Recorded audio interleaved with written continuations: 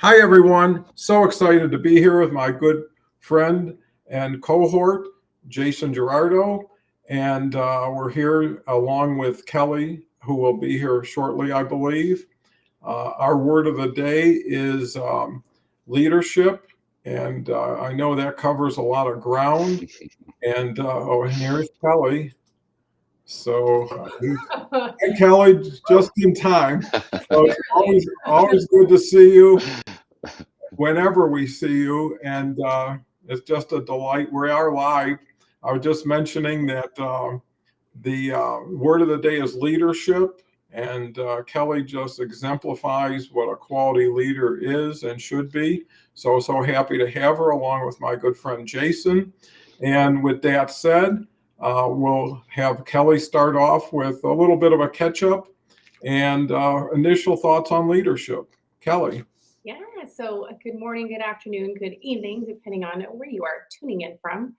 And leadership, this is going to be a fun one for so many reasons. I'm excited to see, always excited to see where the conversation goes, because it always ends up somewhere I think that none of us ever thought it would go. And yeah, good to be here. I was not here last week, been client busy and feeling the temperature change here, which is so nice. The mornings are gorgeous right now, and I'm definitely looking forward to the fall in Arizona when everyone else is starting to get cold. We're finally opening up our windows. So definitely looking forward to that. And leadership, initial thoughts on leadership. Yeah, I think there's so many ways we can go with this, but I don't think because someone has the title of leader or people who are put in positions of management, and I'll keep this more in a business standpoint to start out with, it doesn't make you a leader. A leader is someone who is from within, that people are just drawn to listen. And I think at the core of that, it has a lot to do with feeling the person's passion, belief, authenticity, trust. All of those things go into it. And that's what we're drawn to. And I think leadership is partial, certainly tools and skill sets that we learn along the way. But I think it's something that we have within us. And not everybody has it. And we're not supposed to all have the same thing. So I'll leave it there to start with. Good start, Kelly. Appreciate it. Jason, your thoughts? Great. Yeah. And that's like, hello, Kelly. Good to see you.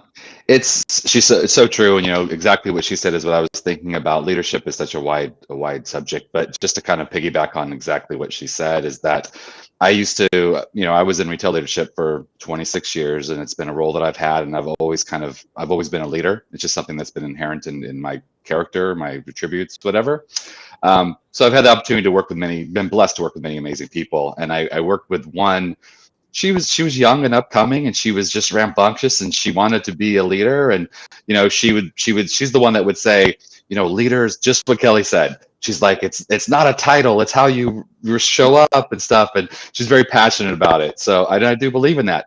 The other thing to touch on is that, as I said, I've always been a leader, and it's just inherent for me. And I've had to tune it, and I've had to learn, and I've grown, of course. It's a skill set that you can learn. It's not something, well, either you're born, some people, you're born with it or you're not.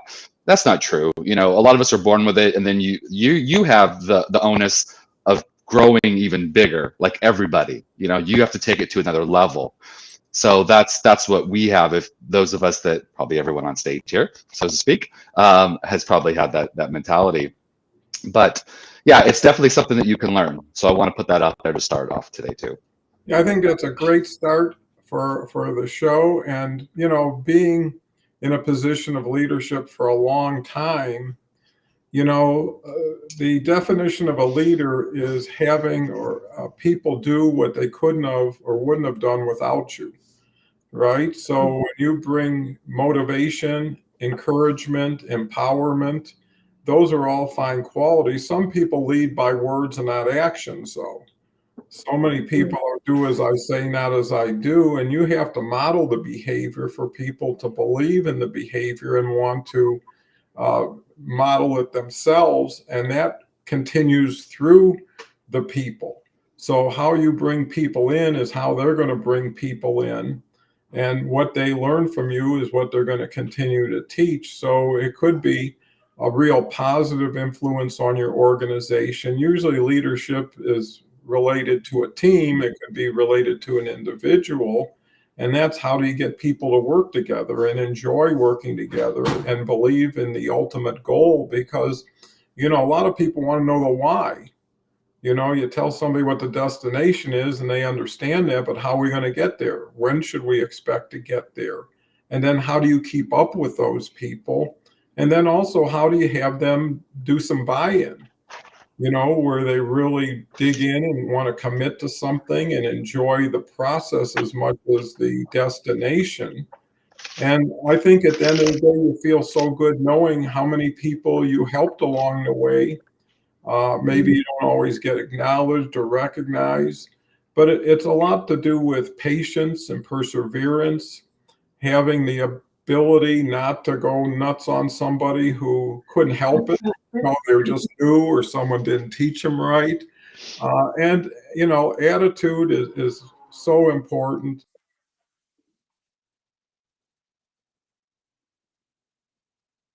Whoops.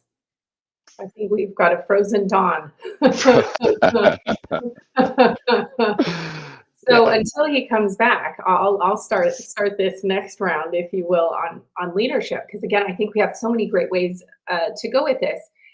And I agree, of course, with everything that you just said, Jason and Dawn, because they are skill sets that we need to learn and develop. I wasn't always, I'm a different leader today than I was 20 years ago.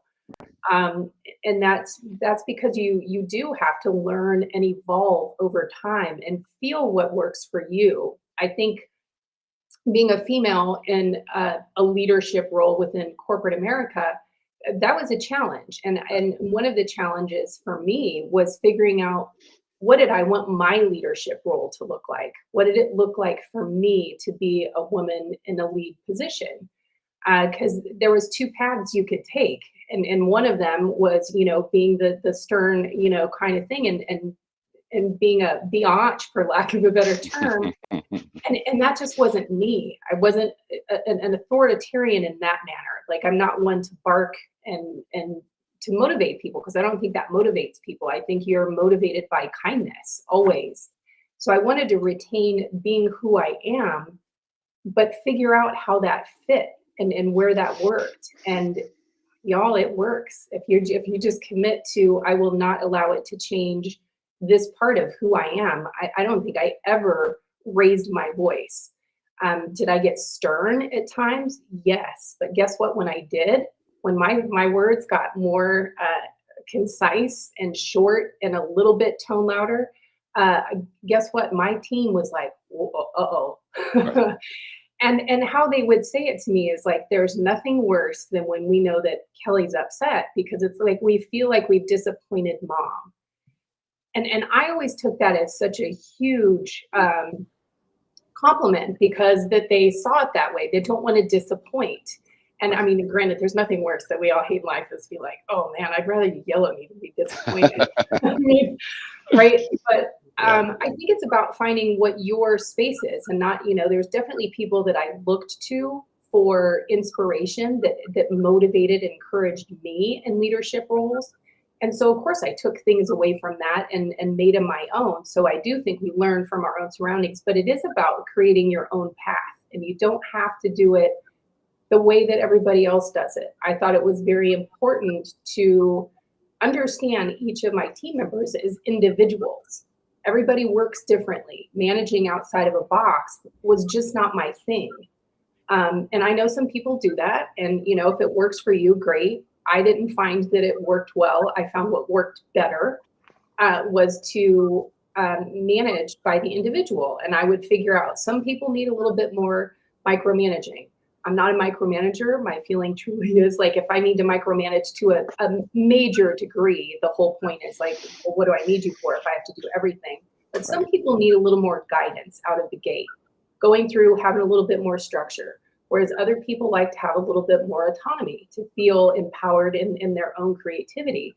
And taking the time to understand that and how that can change the course of your team, I'm telling you, it is a game changer.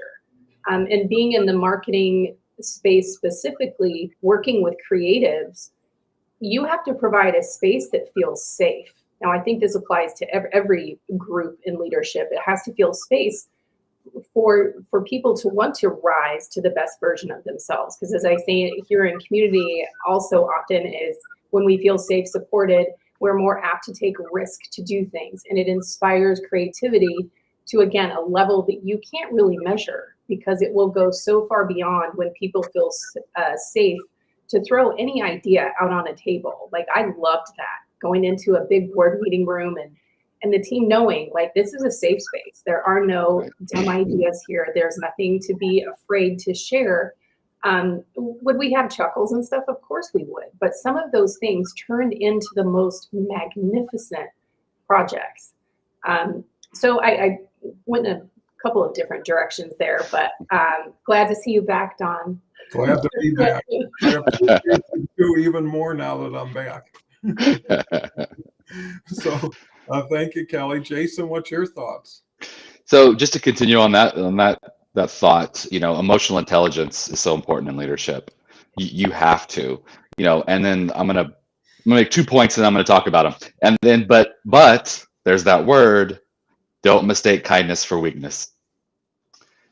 That's one thing that I had to, because I like to just relax and just not relax, but I like to have a fun time at work and just get it done and, do your thing. And I'm going to support you and I trust you. And, the worst leader that I ever she was a manager that I had later on in my career. And this is when I knew that it was time to move. I knew that it wasn't the environment for me. You're talking about dealing with creatives. That's me. I get results. And I might not get the results exactly how the rule book says 1A, 1B, 1C, 1C. But I know if there's rules. I always say you have to know the rules before you can break the rules. Yeah. But I had someone come to me and say, this isn't to pump my ego. This is the literal quote. She said, Jason, you're one of the smartest people I've ever met, but you have to do it our way. Ooh. And I was like, well, I see that, and that was like, that didn't feel supported. I didn't feel trusted. I didn't feel any of the things you just talked about, Kelle. And so I was like, well, okay, I'll do it your way. And then it was like, that was the exit strategy you started, from there. And that's what you don't want your people to do. You want people to question you. I want people to question me. I don't want people to, most people on here might know me, and I was in the Marine Corps. And I was, I got up to be a sergeant and enlisted 5 rank, and I was in charge of Marines, and I was an NCO, and you had to listen to what I said. There was different situations, and that had a different meaning. There's different environments too, and that's another point. Is like, where are you at?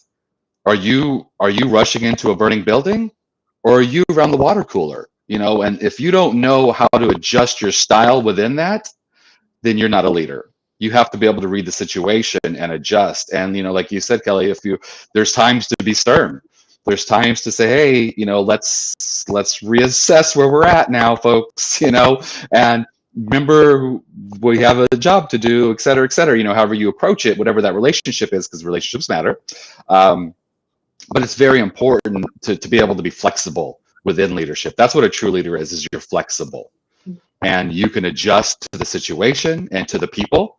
I never talked to one teammate, employee, whatever you want to call it, the same way I talked to another, because I knew them. I got to know them and what motivated them. And that's what made me a good leader.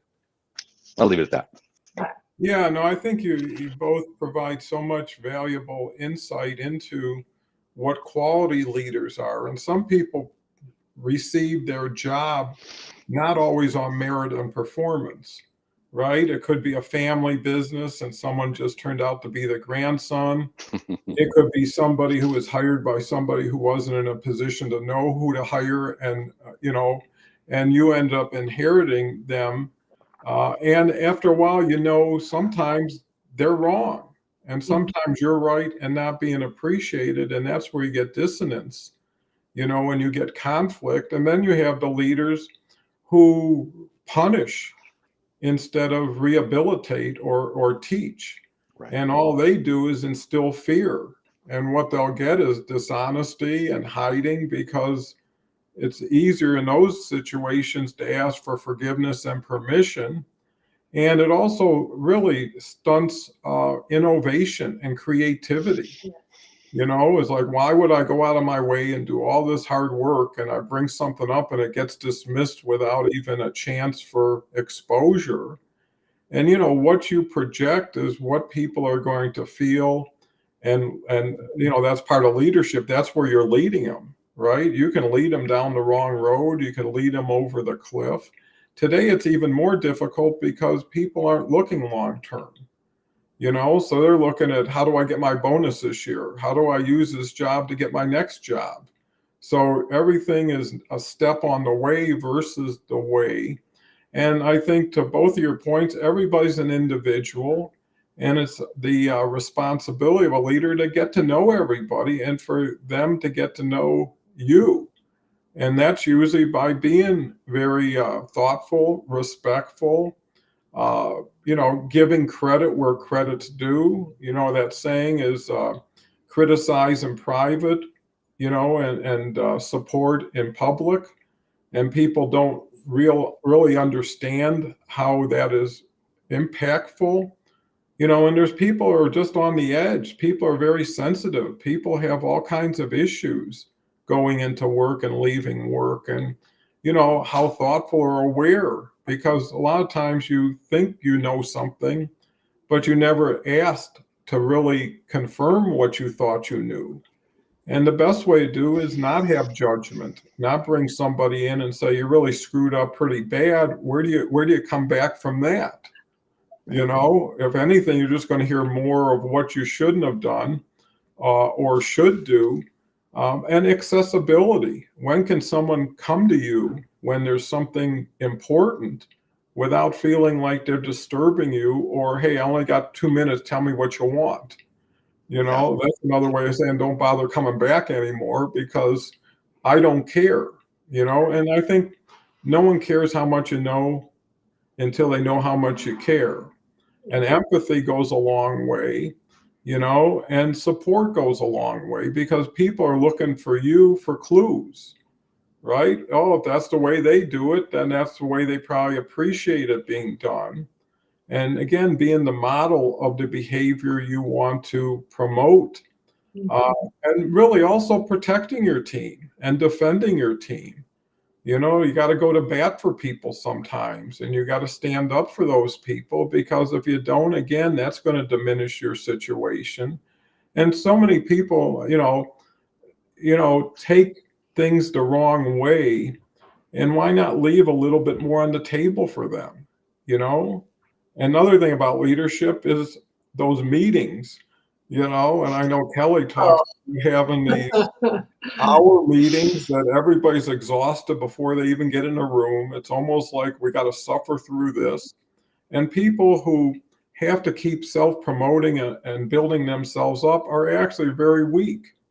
It's the people who can give credit and not take the credit. And people say, well, that's pretty generous, because what you're really dealing with is attributes, mostly intangibles, and also leadership has to identify strengths and weakness. And there's a lot of leaders who want to correct things that are just already ingrained, instead of building on the strengths and say, hey, if you're not a very artistic person, we won't have you do a lot of artistic things, but you're very good at what you do. We want to build on that. And, I think the other thing is you got to identify a future for them. Why do you want to be here? What is going to happen to you if it happens to the team? And I think that's where participation comes into play. Give people something that says, if we hit this goal, something good is going to happen. Could be as simple as a pizza party. It could be as important as a bonus, because everything is kind of breadcrumbs that you're putting down to have people follow that. And, if they're not going to be part of the reward, why would they be part of the cost to create that reward? And I think the other measure one can always use, it's what's good for you is usually good for others. Right? How you want to be treated is typically how other people should be treated. And, who's getting in front of everybody. And then you got the backstabbers, the gossipers, and all that going on. Because even if you can handle people yourself, they've got to handle each other. And you don't want to be the referee all the time to step in. And I remember people used to always come and, well, Sherry's doing this or Jim's doing this. And I would always say, well, what did you do about it? Well, I thought I'd bring it to you. It's like, well, that's why you're there. Do something, tell me what happened, and maybe I can help you. But if I'm the first line of defense or whatever you want to call it, that makes more work for me. And it also makes me less supportive of you. Because, you're not looking at taking responsibility. And I think the other thing is accountability. And it's very rare that a leader accepts the accountability that says, hey, I really screwed up. It was my plan that we initiated. And I just want to tell you, I'm sorry. And I learned from it. And actually, if it's on the other side, it goes a long way too. If someone brings something up in a positive way that's not a negative situation, you should thank them. Thank you for bringing that to my attention. Now that I know, I'm going to try and do better. Well, you got resolution. If you say, well, it was because the window was open and it was noisy and I didn't feel good that day and someone did something, it's like, well, save all that stuff. And that shows lack of respect for other people's intelligence and lack of trust. And I think nothing you can accomplish without an element of trust, because if you're not trustworthy, whatever you're saying is going to be taken with a grain of salt. And also, when you make commitments, remember them and follow them, because no one will take you seriously. If you say we're going to do something and never happens, we're going to do this and never happens, then it's never going to happen probably. And you're going to confuse people. And I think the other thing is you have people's futures in your hands. You have people who have families that want them to do better. And, when they come home and say, my job's awful, my boss is crazy, people start feeling sorry for you, and they'll probably tell you, why don't you find something else? Why don't you do something else? And now you're conflicted. There's so much to it, but that's where the opportunity is pick and choose the areas you play in and how you play with people, how you work with people. And I think having fun is part of working, taking time out to have, a party, if that's someone's birthday, whatever. There's a million ways. With that, Carrie's here with his first joke. What happened when Bluebird fell overboard in the Red Sea? He got marooned. We've got Linda with us today. I don't see her on the comment thing, but she's on the post. Good morning, all. Agree totally, Kelly. We'll just assume that Linda agrees with everything Kelly said up to date. Yes, we will. Thank you, Linda. What you're in agreement with. But Kelly, I mean, I know you're just a wealth of experience from, the organizations you've worked for, as well as the ones you're working with. What makes you feel proud of being part of someone's group? Looks like I lost my connection again. We still hear you, so. Okay. Oops, connection lost, reconnecting. Last time was my internet. So internet's still working pretty strong, and now you're. Oh, bye. And there he goes. And on that note, yes. So to continue on to that conversation, because or to what Don was saying, so many things came to mind as he was saying that. One of the things that I used to do every morning was I would do a stand-up meeting. And I don't mean at 8 o'clock. I was out in what I call the pit of my team. I always got in early. That was the way that I rolled. I liked to ease into my morning. I would get my coffee, catch up on my emails, get my daily plan in order. So I was ready to roll before all the chaos entered the building. Once an organization comes to life, things change. And so when my team would come in, I would watch them settle and get into place and ready, and then would go out and chat with them for a few. Hey, let's just all get together and talk about today's game plan. And one of the reasons wasn't just to get us all on the same page every morning. The other was to get the temperature of the team. Right. You check out what's going on. Like I knew when someone walked in some morning with their head held down or their demeanor was just completely different.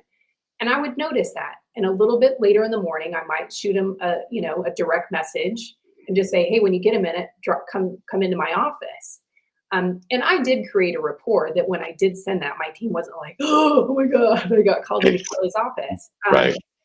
And then would follow up, hey, I just noticed you feel a little off this morning. Is there something I can do to help you? Or can we do something to help you? Not pry to say what's going on with you, but what can I do to help you? And because I think it's so important when people know that they're seen, that's another sense of trust. Like, gosh, thanks. Because guess what? We all have our off days, and that's what a team and a community is about. When I'm not feeling my best, and when I feel safe and supported, I feel okay to be like, yeah, I need some extra help today, y'all. I'm just not feeling me. Right. And I'm a bit off, or I'm having some personal issues, whatever the situation.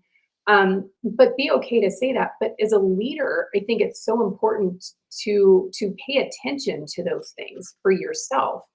And I always stated, welcome back, Don. And the other reason with not just the stand-up daily meetings, but I would meet with team members regularly. Right. And and I'm sure we all had this, I know I had it more than one time, working with people who, when it came up to annual reviews, and granted, there's some organizations I worked with where they were quarterly, semi-annual, what have you. And they almost like got off on like knowing that they were going to slam somebody on their team that they maybe weren't a fan of and be like, ooh, they've been doing terrible. Their performance has been awful. And watching people respond to that out of left field, like, you're terrible at your job. And now we're going to have a meeting and talk about it. I'm going to go over why you rate so low on everything. And my feeling and approach was, my team was never surprised when it came to reviews, and never nervous, because they knew exactly where they stood. If you were struggling with something, whether it was deadlines, getting to work on time, you knew. It wasn't like I was waiting for 3 months and keeping tally so then I could be like, hey, guess what, Dawn? You dropped out 2 times today, so you're and we're you're not going to get a pay increase. I just always thought that was like such an odd approach, and how demeaning that it was to the person on the other end. Whereas, and I did have other leaders of other departments like, your team always seems like so, they don't have that dread that goes across, because you can feel it and see it. If you actually do pay attention and walk around your organization into other departments, you can feel the vibe of what's going on in that department. And which departments are like, ooh, it sucks to work here. And why? And it's like, why do that though? But Dawn mentioned just before, and this is so true, in a lesson I do wish I had learned earlier, is those leaders who are harsh, lead by fear, which never works, people, ever. It can work short term, but long term, not going to happen. And you're going to lose great people over and over and over again. But it's that they have an insecurity or something inside. They're hurt people, that's a thing. Does that give them a right to treat people badly? No, it just helps you as someone that's in the situation to understand it. And once I understood that this person was just that way because of insecurity and sadness within themselves, I just viewed them differently, instead of feeling so defensive, like right away when I would be around him, because it was just such a jerk. But then I had an empathy and compassion for him, and really approached the whole situation so much different, which that could go down a whole different path. So I'll leave it there for this time around. So valuable, Kelly. Appreciate it. Nice to be back again. It's my third go. Jason. So, we're all connected. I just wrote down 2 notes, and we all have similar experiences, but different, wildly different, but also very similar. And that's what leadership is being able to take those different experiences and get the same lessons, basically, because there's a very structure to leadership, believe it or not. And the structure is be flexible.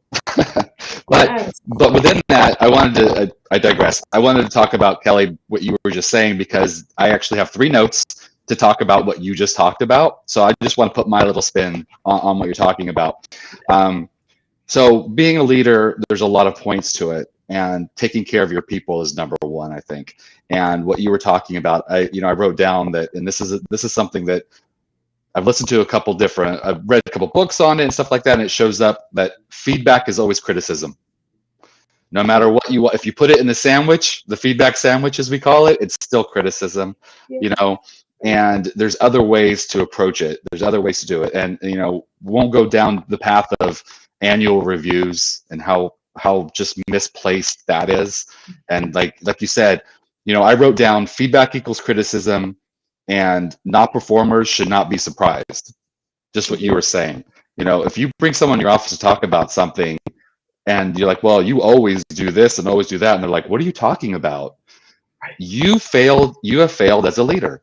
Yes. You have not communicated the expectations. You have not let them know where they're at. Check-ins, course corrects, and kudos. That's what a leader does. A leader sees their people needing a little bit of help, brings them in. You know what? And it has to have, we called it a cadence of accountability. Whether that's weekly, monthly, quarterly, but don't go past quarterly. There needs to be that where I know that I'm going to sit down with Jason once a month and we're going to talk about my performance. I have an opportunity to share what I've been doing, and I can be excited about it, and I can talk about my growth, and I could speak to what we talked about last time, and celebrate that I've done better with the stuff that I was doing good at, and then I've corrected some of the things that he talked about. And I want to have that conversation, not the dreaded, and you mentioned it, Kelly, and I call it the principal's office. Yeah. Oh man. Yes. No, let's just go talk. It's not, I had the opportunity to take over a lot of different stores in my career, and that culture, you can feel it, where they were called to the principal's office before I got there. And I'm like, I just want to talk. I just want to chat off the floor, and I think the key thing for that is for a leader has to remember the public praise. And I forget how the saying goes, but anything course correct, it should be in private. Don't correct someone on the floor unless they're they're slamming merchandise on the floor or doing something horrible and smashing their computer. Of course, listen, stop doing that. But in general, if it's a performance issue, hey, let's have a chat. Whatever that language looks like. And you as a leader have to have compassion for that, because we've all been there. Yes. We've all had challenges in our careers, and somebody took us under their wing, hopefully, and said, hey, this is how we can do this better. And we've also had that leader that just punished you for what you didn't know you didn't know. Yes. And, that's that I mentioned earlier, that's the manager versus leader. Someone checking boxes and just trying to get things done and get tasks done versus someone that's about development and growth. And that's truly what a leader is focused on. Yeah, I mean, those are wonderful points. Another thing that comes to mind is consistency. Yeah. You get into businesses or situations and you got to ask somebody, is he in a good mood today?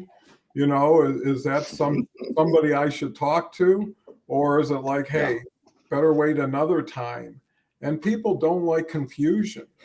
Whatever you are, stay with that, because then it's not mixing everybody up or having people know there is an area they can take advantage of, and there's a lot of people looking for those loopholes to get away with stuff. And then it becomes a game of cat and mouse.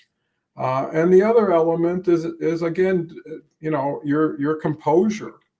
When things are going bad, are you losing your mind, or are you settling everybody down, or giving people a reason to see it as a positive, or at least less of a negative?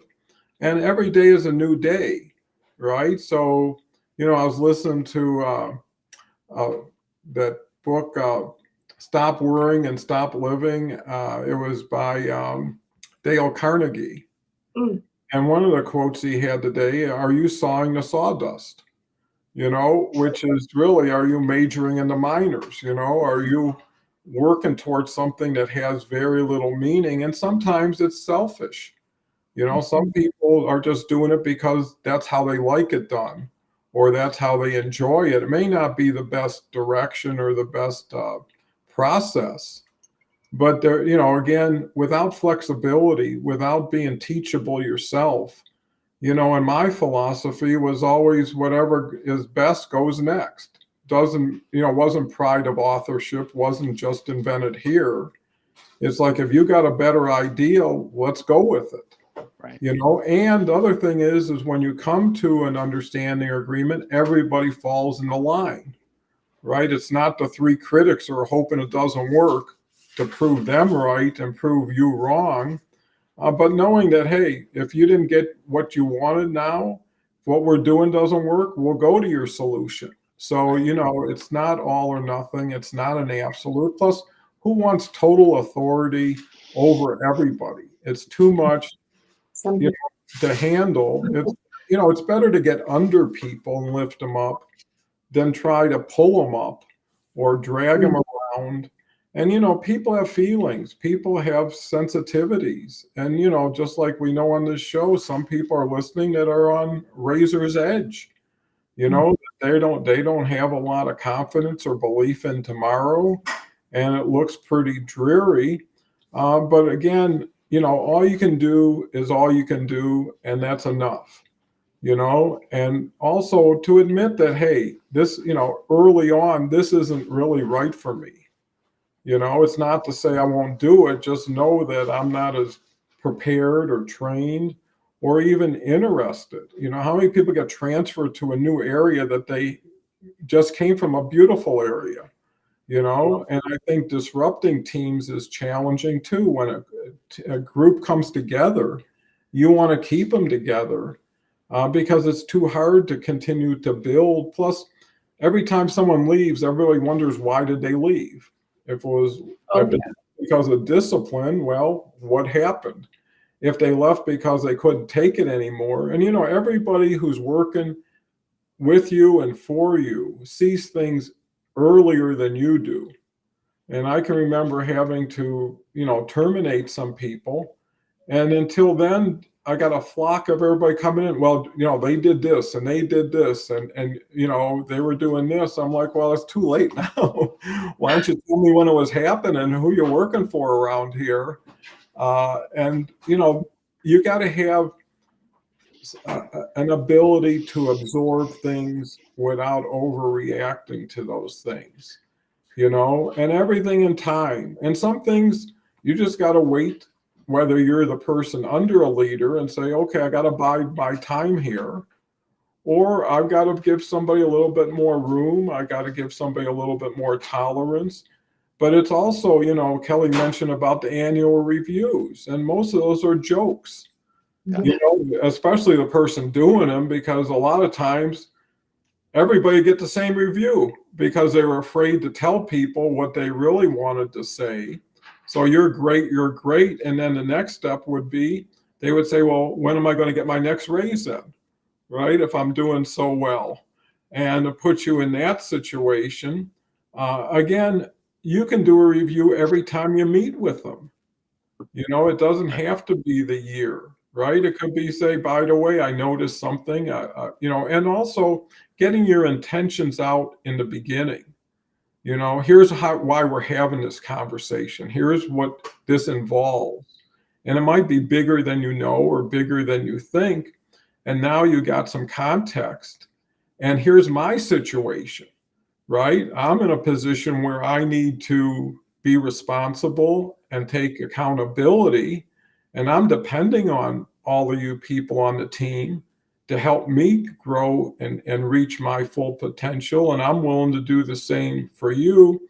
And it's having that unwritten commitment, because too many people, you go to a job, they give you a 40-page employee manual.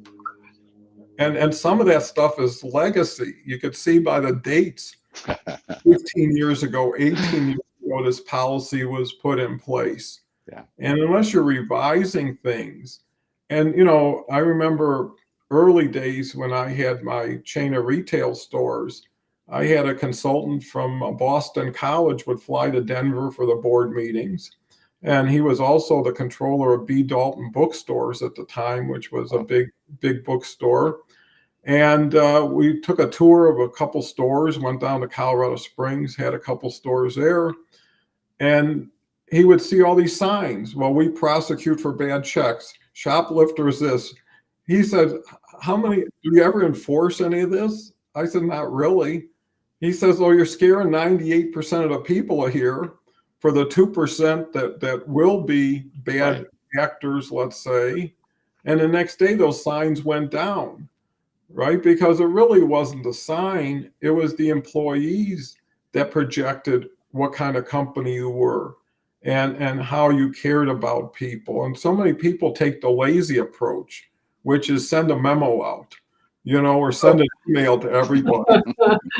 The dreaded memo. Tomorrow, the lunchroom is not going to be what it is, or something else. And it's just, you just saw that person 10 minutes ago in your office. Why didn't you bring that up to them? So there's a lot of cowardly individuals out there. And actually, I've been around more people who shouldn't have been doing what they were doing in the capacity that someone provided for them. Because you could tell, especially as you get older, this is no leader. This person has no business being in this position. And actually, you can promote people out of your company by taking them from a good position they're happy with. I mean, I know in retail, some of your best salespeople are not going to be your best store managers. And some of your best store managers are not going to be your district managers. And some people have enough. You always think everybody's a climber. Everybody wants more authority and more pay and everything else. And some people are just, I'm happy doing what I'm doing. And it's okay if you want to find someone else to do that. But a lot of people are cowardly in not saying that, hey, enough is enough. Thank you for considering me. I'd like some more time doing what I'm doing to get my feet wet. Or, hey, I'm in a position where I don't need to worry about a team. I like to come to work, do my job, go home, and not worry about what's going on here. And again, having that communication. And that's why I always was involved with every interview that happened at a company. Whether you were a stock person or a cashier or a CFO, I wanted to get to know you because that was my only time probably. That you could know me and I could know you, and you could know that, hey, I'm doing everything I can to do as much as I can for you. And if they know their best interest are your best interest, you'll get a lot more support. And at least you won't get the people who are, kind of cranky, negative. And I used to tell people when I hired them, I said, listen, I come here every day and I like to see people I like to see, and when I said, some people are like elevators, but some take you up, some take you down. And you just having a positive attitude, just someone smiling, someone looking you in the eye, someone you're happy to be with makes a big difference. So many people, and I know Kelly's seen this, and probably yourself, Jason, is there would always be people in an organization who were superstars of what they did. And they always felt that gave them more room to get away with stuff. Some salesmen would do 30% of the total sales and say, hey, they can't live without me. And they became poison to everybody else. And people look to you as a leader to say, hey, Jim is so far out of line. Why aren't you doing something about it? Right. And that's not rewarding the team. That's really making people individuals onto themselves. And that's not a way you're going to grow, because in order for you to get further along, you got to bring people to replace what you're doing. Right. You're training people for your job, where some people, and I know it happens in organizations, they look for people weaker than themselves to bring in. Right. Because they won't be a threat. Right. Sad. It happens all the time. Yep. And it is sad. And it's like, why would you? And it's even people who own the company who have a self-interest and aren't worried about losing their job, but they don't want to look bad, and they want to be the big shot. The definition of a big shot actually is a little shot that keeps shooting. But with that said, Kelly, love to hear your next thoughts. Ooh, so many thoughts on that one. Because there's several things, and one of that really came to mind was I always had the philosophy, and I was mentored this over my career, and it paid well. And I know there's several authors that wrote about this too, about hire long, fire fast. Mhm. And I always believed that, you know, you need to take your time to hire the right fit for your team, whatever it is. I enjoyed interviewing people because I think human behavior is fascinating. But there is a time, and when you're talking about someone who is in a role, maybe in sales, the top salesperson who is making 30% of the sales and is a, you know, is a cancer to the organization, and people are starting to say like, hey, how come he gets to do that? And that is a hard one to defend because everybody knows the person's a jerk or that they're getting away with stuff they shouldn't get away with. The problem with that a lot of times, and when you do get into higher level positions within an organization, you can't generally get rid of that person overnight. There's some positions that are, you know, lower level that yes, they can get rid of overnight because we can fulfill a receptionist space. And I'm not saying that there is not a gift to being a receptionist, because God bless every single one of you that have ever done it, because that job is so hard. I'm saying there does come a time in an organization where it does have to be a strategic exit on how they figure out how we have to do this. And they likely have to fill the position before they leave it. So that's where the higher long comes in. And usually when you're talking a higher prong level in an organization, it's going to take months generally before you find the right fit, the long-term replacement to be in there. And trying to make team members understand that, and knowing the balance of how much do you share with your team when you are privy to upper level information. How do I share and how much do I share? And it is based off, I think, the feedback that you get from your team. If your team keeps asking questions, well, why am I doing this if he's doing that and he's getting promoted or he's doing this? Now, granted, there's always going to be someone in an organization that's saying all those things and they don't do anything to deserve any of the things that they think they should be having handed to them. I'm talking about the people on your team that are productive, happy, healthy members of the team, and suddenly you're like, you know, hey, what's up with this? And we've all been there, had that person that is a cancer within an organization. And maybe not a great analogy anymore to be using, but the one that is the bad seed. And everybody starts saying, hey, why am I doing my best if they're getting rewarded? Because then your productivity is going down, and you'll see it over time, and you'll be like, what's happening in this department? And it's like, well, y'all need to take a look at the overall organization.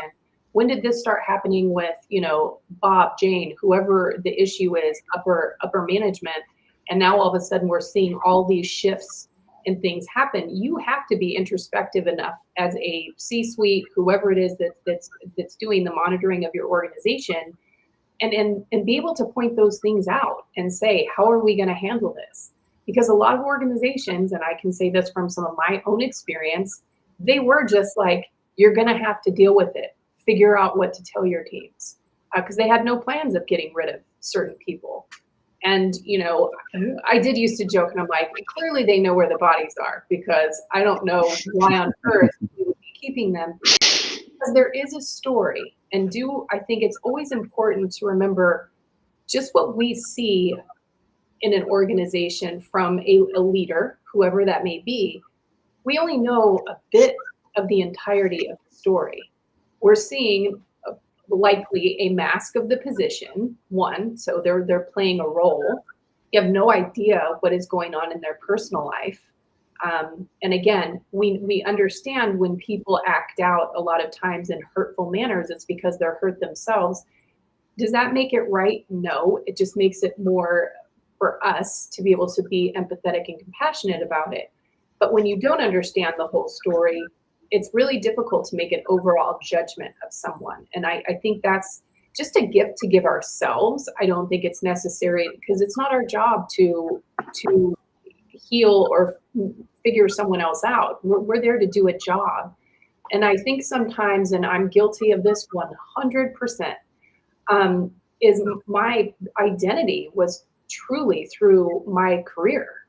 Everything I worked so hard for, to get to these positions. And it was to prove the I'm not good enough in my head wrong. I can do this. Watch me. I can do all of it. Every time someone told me no in an organization, I did it because I wanted to prove them wrong. But I was proving myself wrong, because we have to remember it's not about anybody else. It's about ourselves. And how we choose to interact with someone else is about us. It's not about them. Their behavior may be heinous and may be awful, but how you respond to it, it's about you. So you need to remember that, having I think, and that is the right term, empathy and compassion for others, and knowing, you know what, they're just not in a good place. I don't like their actions. I don't like what they're doing, but I'm not going to let that impact or let me not perform to the level that I want to perform. When we start having team members say, well, I'm not going to try, you need to encourage them. Hey, why aren't you going to try? You want to do your best for your future. I always felt I wanted my team members, if they wanted a career path to become, an executive, a CMO, wherever it was, I wanted them to do it better than I did. Didn't want them to do it the way that I do. I want you to be better at it than me. And whatever your career path is, if it's to go somewhere else later, I want you to go somewhere else and do great. And this be a great experience for you. So I'll leave it there. Great points, Kelly. Really appreciate it. Jason? And we're coming up on the hour. So a couple points I want to make, and great points, everybody. This has been a wonderful conversation. And we said in the beginning, this is a topic that we could do volumes on. Obviously it's something that's very important for many reasons, because, when people say don't take it personal, it's just work. Well, it's you. And so it's always personal. The one thing I want to mention is to Kelly's point. Well, the first thing actually is that treat everyone like a human, treat everyone like a person, respect them, and respect them enough to help them. So the beginning of the conversation is your job as a leader is to make everyone their best. Mm-hmm. That's it. Your job as a leader is to make everyone their best and help them achieve that. With that said, back to Kelly's point, though, how you reward your best performers is to get rid of your worst performers. And it's time for them to go. And, if you're excelling, and if you've ever been in a position where you're excelling in your job and you see those people that just are hanging on and just getting that paycheck and nothing's being done or said about them, that can build some frustration, and that can affect your performance, because you're like, well, why am I killing myself for this company, for this person, for whatever, if it doesn't matter? So that's that. The other thing is about leadership is that if your leaders treat their people, like I said, managers treat them like they're a means to an end. And they just use them as, that's why the term human resources, I've worked in human resources, and we really push to have an associate relations, we call them associates or team members, relationships team, because human resources is just that. You're treating people like a resource and not like people. And then you get those results. Those are the results you get. If you treat people like they're just a cog, they're just a wheel to get your results, you're going to get those results. You're going to get people that act that way, and what I want to leave with is, and this is my soapbox moment, but, they talk about quiet quitting and they talk about brand loyalty and all that. Well, take a look at how you're treating your people. Take a look at how you're interacting with them, because if people are responding that way, guess what they're responding to? It's not the culture, or I'm sorry, it is the culture. It's not, well, they're a generational thing. It's a this and that. No, people aren't going to respond and just take it. People are like, well, if I'm being treated this way, why am I going to kill myself? The days of the gold watch are gone, my friends, and we have to realize that we have to take care of these. As a leader, you take care of your people and they'll take care of you. It's not the other way around. It's not, well, if you do a good job, then I'll reward you. It's, I'm going to take care of you. And I always told my teams that. I always said, you know what? I'm here to take care of you. I'm here to help you grow, go where you want to do, make sure you're the best you are, keep you, whatever. And I hope you take care of me. And then together we take care of the business, because ultimately you're getting paid to get results. But if you put people first, you'll get those results. Yeah, that's excellent advice. What I learned is the same people you see on the way up, you see on the way down. And you never know where that person's going to show up in the future, right? You could bring in a great person, train them, set them on a course of success, and maybe they'll come back around and there'll be an opportunity with them in the future because of what you invested in them. And that's really what you're doing. You're placing bets all around the table. And, too many people get political when they should just stay polite. Too many people become friends instead of staying friendly, because that could be a distortion. People will think, oh, I got an advantage. They like me. They're doing all this stuff. I can get away with something. And actually, you're putting somebody in jeopardy when that's just an illusion. And when you got to do what you got to do, it doesn't really matter sometimes what you feel. It's what's necessary. And there are things I had to do that I didn't believe in or want to do, but it was part and parcel of what I had to do. And I never said, well, I like you, I wouldn't have gotten rid of you, but Jim, who's my boss, told me to, because that's, like, I used to get that all the time. How come you're late? Well, my wife made me do a bunch of stuff around the house. I'm like, don't bring her into it, even if it's right. What does that have to do with it? well, you made up. Or even a wife would call up and say, Jim's not feeling good today. He's not coming in. I was like, can he talk? Is he functional? Why would you do that? But again, little things over time start to paint a picture for you to say, okay, now I pegged this person because of the experience and the time together.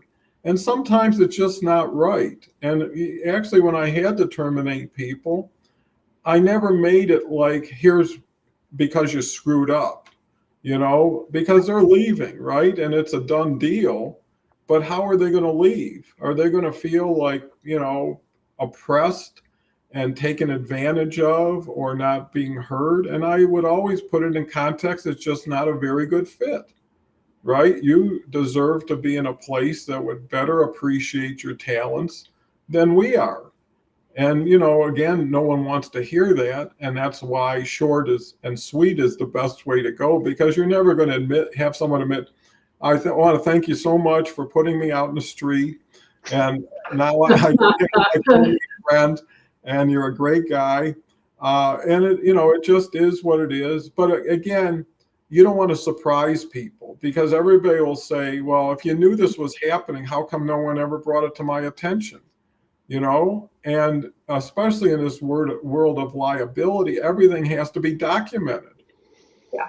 Right. So you got to say, well, here was the first meeting we had and you signed off on it. Here's the second, and the third one, it's time to move on.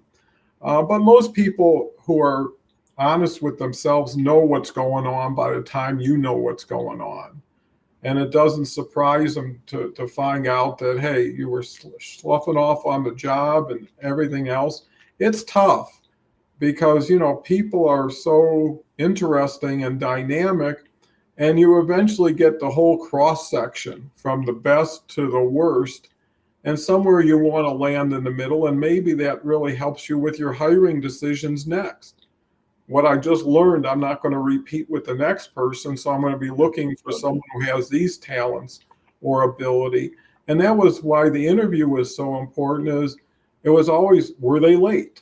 Right. And if they were late to the interview, because this is them selling themselves. If they don't care about themselves, how much are they going to care about your product or your people? The second thing was, how did they look? Did they dress up a little bit? Did they do something instead of just coming disheveled and having ripped clothes on? And the other thing is, how many people looked you in the eye?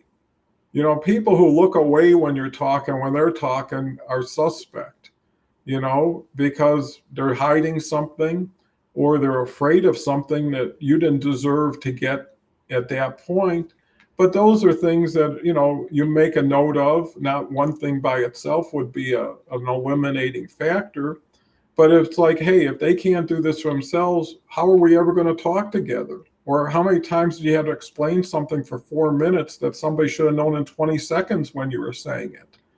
And is this always going to be a challenge for us? Because you're really basing your future on their future and your future together. One other thing is, don't get involved with things that you're not involved in, right? So, if somebody's kid is working there and has nothing to do with you, bringing it to the owner is not going to get you anywhere. you know it's only things that affect you, and you don't know what their situation is. Not everybody is in the same boat, and everybody needs to be treated as an individual. I mean, I loved hiring, I loved training, I loved uplifting people. And 10, 15, 20, 30 years ago, I'm seeing all the people who came in as 18, 19, 20-year-old kids really attaining great success and really coming and staying in touch with me.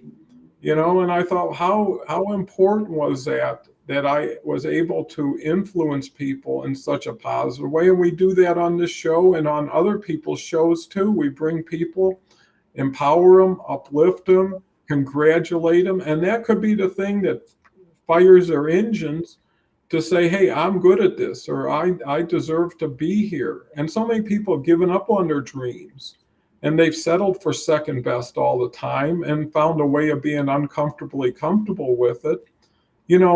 Forget about the money. You have an impact. And not only that, but if you're in a business, they have an impact on the people you want to be servicing, right? So the retail person you trained is going to be talking to your customer. You don't want to have them say, awful place to work, and stuff like that. You want to be your brand representative and also be your support mechanism, so you don't have to think, well, what are they doing right now? And what don't I know? And trust goes a long way. So we're already there. Jason, I'll let you have last words, and then I'll save the final last words for Kelle, because I always love her saying. Yes, and I'll be brief. So, I had to look up the quote because it's I am who I am, and the Dalai Lama says, "Be kind whenever possible. It is always possible." Yes. Kindness, if no matter what, if you're kind to people, that we talked about the word trust today, they'll trust you. And whether you have to course correct, discipline, and even terminate people, if they know you care, it's going to go a lot easier. If they don't think you care, they're not going to listen to you. So if you have to course correct somebody and they're just, what does he know? But if you're kind, treat them with respect, they'll hear you, and everyone wins. Well, that'll be your brand going forward, Kelle. Yeah, I love that. Love everything about it. And we could have so many spin-offs to this conversation. There were so many good tidbits that last go round that I could hit on. But I think, yes, my line fits for this in leadership, because we should be wanting to just create the best in our teams and who's around us, whoever we're leading, and just in life in general. And it is about us shining so bright that others can't help but shine too. Well, that's what I've been waiting all show for, Kelle. So I want to thank you, and I want to thank Jason. I want to thank the audience, and I want to thank my internet provider for making me more nimble today. So with that said, come back on Monday. I believe we've got Dave here on Monday, and just another great individual, and we'll do it all again. So enjoy.